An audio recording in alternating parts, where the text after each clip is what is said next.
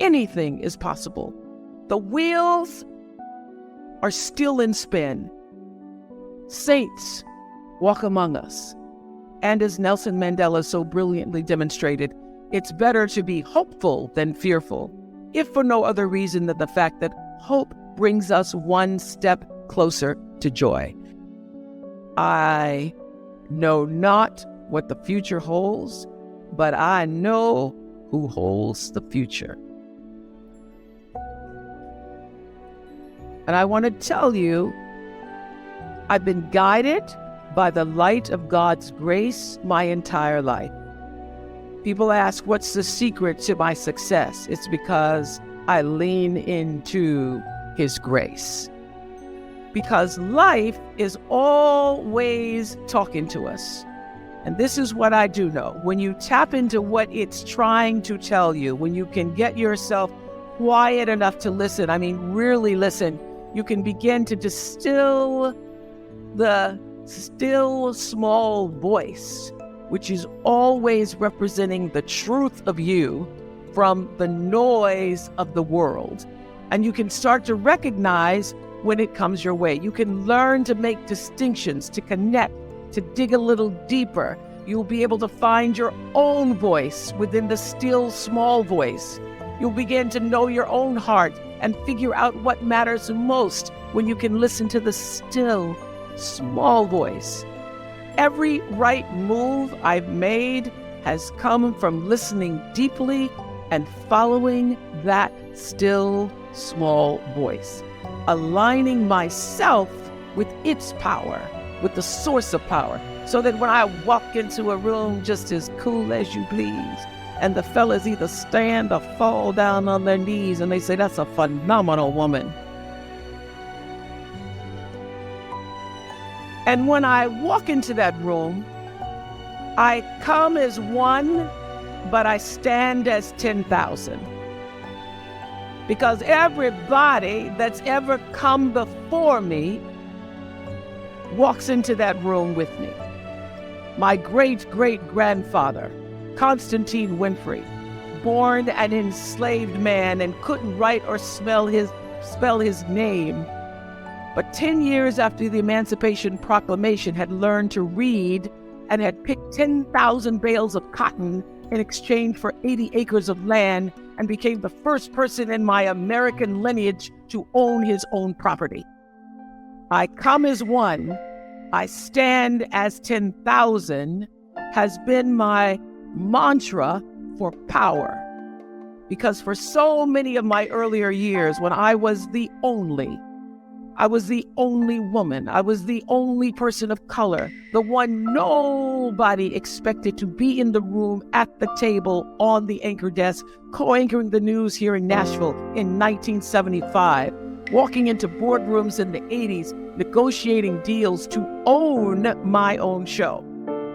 Not just do the show, but to make as much money from it as they were going to make off of me.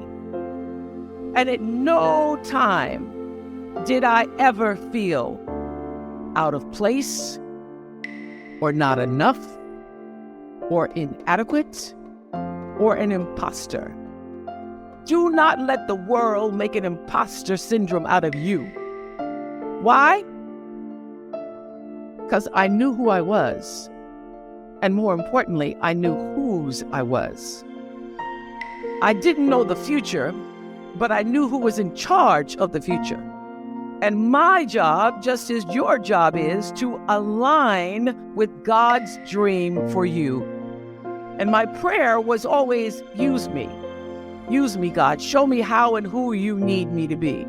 Because this is what I will tell you. God can dream a bigger dream for you than you could ever imagine for yourself.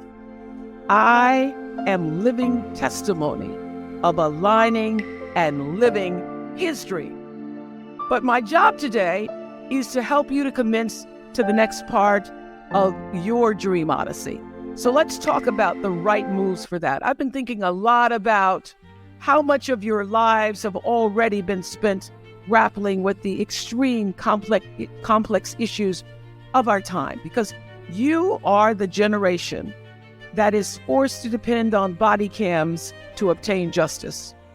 And even then, accountability, as we've seen again and again, can be so hard to come by. You witnessed the storming of the Capitol and the death of civility. You are acutely aware that voting rights are being gutted, women's rights are being dismantled, books are being banned, history is being rewritten, the Supreme Court is being corrupted, the debt ceiling is being held hostage, the climate is changing, the LGBTQ community, LGBT plus community is under attack.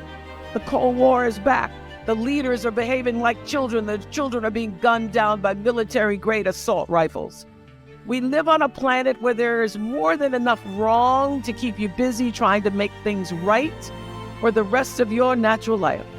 And unfortunately, you're going to encounter people who will insist that it's not actually possible to make any real difference. But I believe Tennessee has a couple of Jonssons just a few miles from here who would respectfully disagree.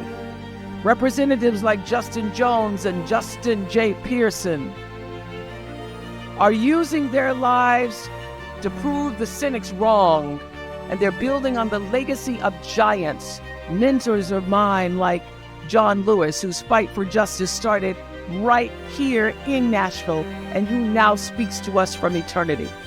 Well, this is what I know for sure. There will never be anything in your life as fulfilling as making a difference in somebody else's. Everybody here wants to see you take your integrity, your curiosity, your creativity, your guts, and this newfound education of yours, and use it to make a difference. Everybody always thinks you got to go do something big and grand.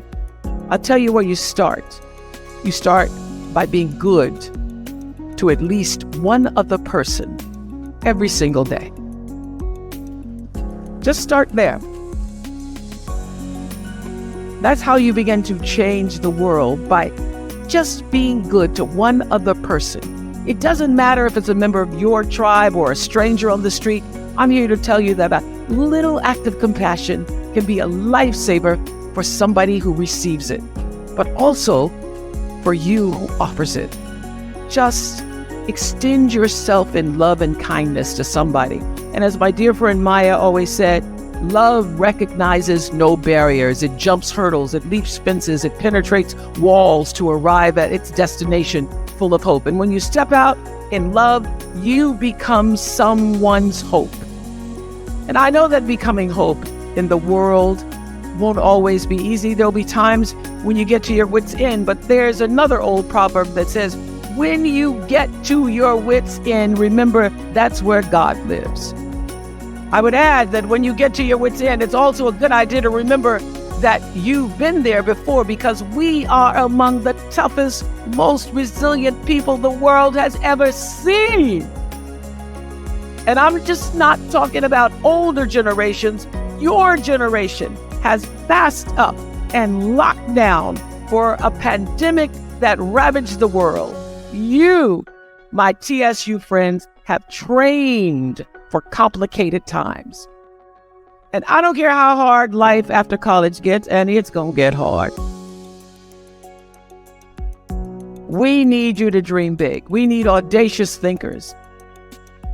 We also need generosity of spirit. We need high standards and open minds and untamed imagination. That's how you make a difference in the world, using who you are and what you stand for to make changes big and small. And there will be times when making the next right decision will be scary. I'll tell you a secret. That's how I've gotten through every challenge without being overwhelmed, by asking, what is the next right move? You don't have to know all the right moves. You just need to know the next one. And it's okay to be scared. In fact, if you weren't scared, I'd be scared for you. But let me repeat something that the most extraordinary, certainly one of the most extraordinary men I've ever known said. May your choices reflect your hopes, not your fears. Let your choices reflect your hopes, not your fears. To me, that's a 9-word prayer, and it came from A single individual who literally changed the world by putting his own fears aside for the people of his country. Thank you, Nelson Mandela.